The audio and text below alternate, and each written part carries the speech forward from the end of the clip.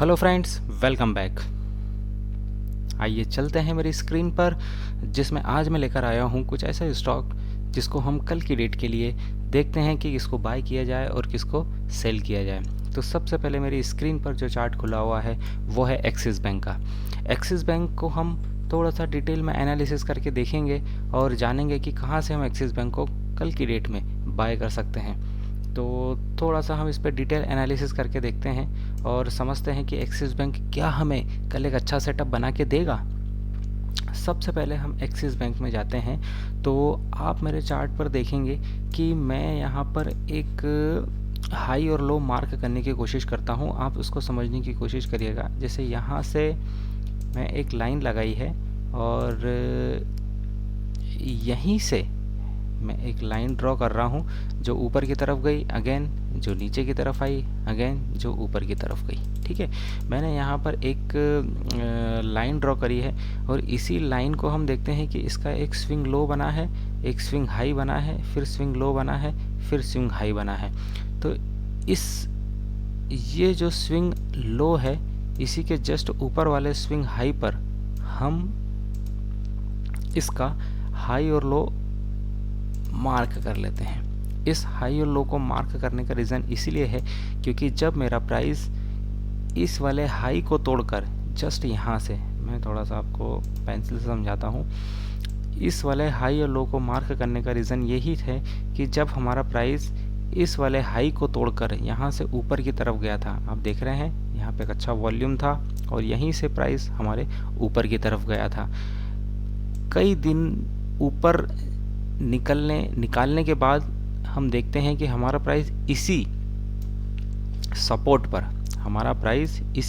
पर उसने कई दिनों से सपोर्ट लेने की कोशिश करी। इसको अगर नीचे जाना होता तो वो यहाँ से इस तरह का पैटर्न बना के नीचे गिर जाता, बट कोशिश करी, एक्सिस बैंक ने अपने आप को संभाल के रखा, पॉजिटिविटी दिखाई और उसने इसी सपोर्ट से सपोर्ट लेने की कोशिश करी है। हम देखेंगे कि यहाँ पर जो सपोर्ट पर जो वॉल्यूम आए थे वो वॉल्यूम भी अच्छे आए। जैसे इस जगह पर वॉल्यूम आया था एक ग्रीन का वॉल्यूम जो काफ़ी अच्छा आया था, बाइंग का वॉल्यूम जो काफ़ी अच्छा आया था। हम यहाँ देखेंगे यहाँ पर एक हाई वॉल्यूम जो काफ़ी अच्छा आया है। तो यही छोटी छोटी चीज़ हमें बताती है कि किसी स्टॉक को हम बाई के पॉइंट ऑफ व्यू से देख सकते हैं या सेल के पॉइंट ऑफ व्यू से देख सकते हैं। थोड़ा सा और इसको समझने की कोशिश करते हैं हम। जब हम देखेंगे कि यहाँ से जब प्राइस हमारा ऊपर की तरफ गया था और जब इसी सपोर्ट पर आके प्राइस ने जब सपोर्ट लिया तो सबसे जो लो वाली कैंडल थी हमारी वो ये कैंडल थी। इस ग्रीन कैंडल को तोड़कर ही प्राइस यहाँ से सपोर्ट नीचे की तरफ गया था और यहीं से उसने एक सपोर्ट बनाया, आप देख रहे होंगे। तो क्या हम इस ग्रीन कैंडल के, मैं आपको थोड़ा सा बताता हूँ, अगर मैं इस ग्रीन कैंडल के लो को मार्क करता हूँ यहाँ से इस तरीके से, तो इस ग्रीन कैंडल के लो को जैसे ही मैं मार्क करता हूँ, हम अब इसको थोड़ा सा कैंडल टू कैंडल डिटेल में समझने की कोशिश कर रहे हैं कि जब इस ग्रीन कैंडल के लो को तोड़ के प्राइस नीचे की तरफ गया था और नीचे इस सपोर्ट से सपोर्ट लेने की कोशिश कर रहा था, तो कई दिनों तक वो इस लो कैंडल के हाई को ब्रेक नहीं कर पाया था। हम देख रहे हैं इस लो कैंडल पे जो हमारी लाइन है इसको ब्रेक नहीं कर पाया था। यहाँ गया, यहाँ से नीचे की तरफ गिर गया, है ना, यहाँ से फिर नीचे की तरफ गिर गया, अगेन यहाँ से नीचे की तरफ गिर गया, अगेन यहाँ से नीचे की तरफ गिर गया। जब यहाँ से प्राइस ऊपर की तरफ गया था तो हम देखें, लेकिन उसका वॉल्यूम जो था वो लोअर लो था, इसलिए वो सडनली यहाँ से नीचे की तरफ गिर गया। अगेन वो यहीं से नीचे की तरफ गया और यहीं से नीचे की तरफ फिर आ गया। अब चूंकि ऊपर एक रेजिस्टेंस था और नीचे एक सपोर्ट था, प्राइस कई दिनों से इसी रेजिस्टेंस और इसी सपोर्ट के बीच में फंसा हुआ था। हम देखें जब हमारा प्राइस यहाँ से इस रेजिस्टेंस को ब्रेक करके ऊपर की तरफ गया, ये देख रहे हैं हम, यहाँ से ऊपर की तरफ गया और ये वॉल्यूम क्या था, इसका हाई वॉल्यूम था। यही तो चीज़ है, यही तो हमें बताता है कि यहाँ पर प्राइस जो है एक सपोर्ट लेने की क्या बोलते हैं, एक सपोर्ट लेने का प्रयास कर रहा है, एक सपोर्ट लेने की कंडीशन में है। अगेन जब वो प्राइस नीचे की तरफ आया तो लोअर लो वॉल्यूम के साथ आया। यही कारण है कि एक्सिस बैंक को मैंने कल की डेट में बाई के लिए निकाला है। अब एक्सिस बैंक को हम कहाँ से बाई करेंगे और किस जगह से, क्या इसके स्टॉप लॉस आएंगे और क्या इसका टारगेट आएगा, वो मैं आपको अपने टेलीग्राम चैनल पर अपडेट कर दूंगा। Thank you. नेक्स्ट स्टॉक जो हमारे पास बाय के लिए है वो है टाटा पावर। टाटा पावर अभी कुछ दिनों से काफ़ी न्यूज़ में है, काफ़ी चर्चा में है। रिज़ल्ट काफ़ी इसका अच्छा आया था और कई दिनों का कंसोलिडेशन पार्ट को तोड़कर अब टाटा पावर जो है एक रैली बनाने में लगा हुआ है।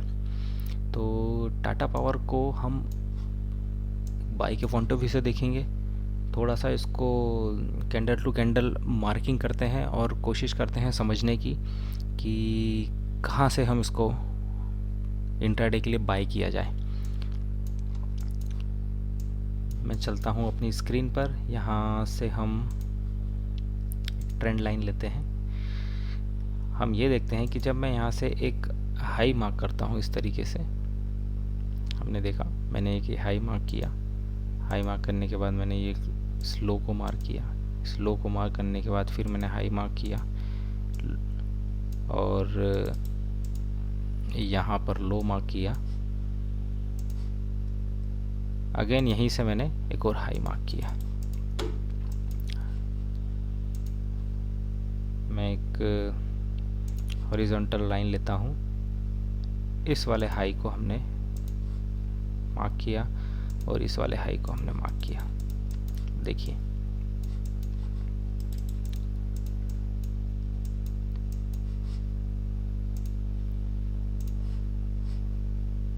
टाटा पावर जब इस हाई को ब्रेक करके ऊपर गया था तो इसी हाई से सपोर्ट लिया था उसने।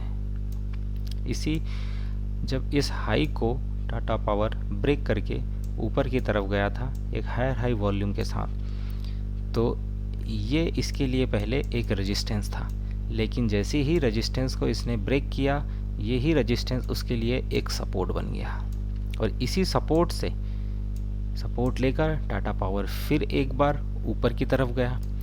हमने देखा कि इसी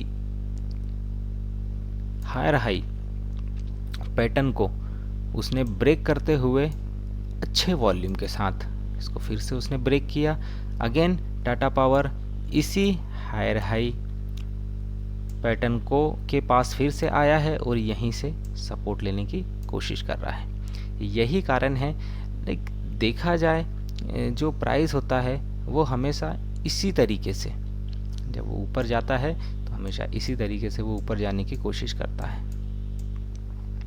तो यही कुछ पार्ट होते हैं जहाँ से हम किसी भी स्टॉक को बाय करने की कोशिश करते हैं। यही हमारा जगह होती है, यही हमारा पैटर्न होता है। जब प्राइस ऊपर की तरफ जाता है तो इसी तरीके के पैटर्न बना के ऊपर जाता है और जब नीचे की तरफ गिरता है तो इसी तरीके के पैटर्न बना के वो नीचे की तरफ गिरता है।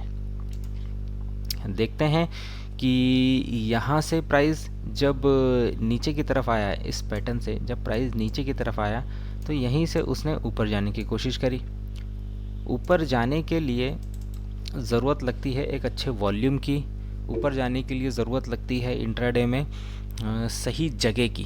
ठीक है, हमने देखा कि जब प्राइस यहाँ पर आया तो ऊपर जाने के लिए तो उसको काफ़ी कैंडल लगी थी, लेकिन नीचे आने के लिए वो 2 ही कैंडल में नीचे की तरफ आ गया और वॉल्यूम भी अच्छा था जब नीचे की तरफ आया कैंडल का। तो अगर प्राइस को यहाँ से नीचे की तरफ गिरना था, अगर टाटा पावर कमज़ोर होता या टाटा पावर वीकनेस शो करता, तो इतनी बड़ी कैंडल बनने के बाद और इतना अच्छे वॉल्यूम आने के बाद तो टाटा पावर को यहाँ से नीचे की तरफ गिर जाना था, लेकिन टाटा पावर नीचे की तरफ नहीं गिरा। टाटा पावर ने यहाँ पर अपनी स्ट्रेंथ बनाई रखी और यहीं पे उसने सपोर्ट लिया, यहीं पे उसने सपोर्ट लिया। 1 दिन सपोर्ट लिया, 2 दिन सपोर्ट लिया, यहीं से उसने ऊपर जाने की कोशिश करी और यहाँ पर उसने बायर्स को इकट्ठा किया। तो यही कारण है कि टाटा पावर को हमने कल के लिए एक बाय की कंडीशन में रखा है। अगेन कहाँ से इसको हमें बाय करना है और किस लेवल से हमें इसको सेल करना है, किस लेवल पे हमें इसका स्टॉप लॉस रखना है और किस जगह पर हमें इसका टारगेट मिलेगा, ये मैं अपने टेलीग्राम चैनल पर आपको अपडेट कर दूंगा। Thank you.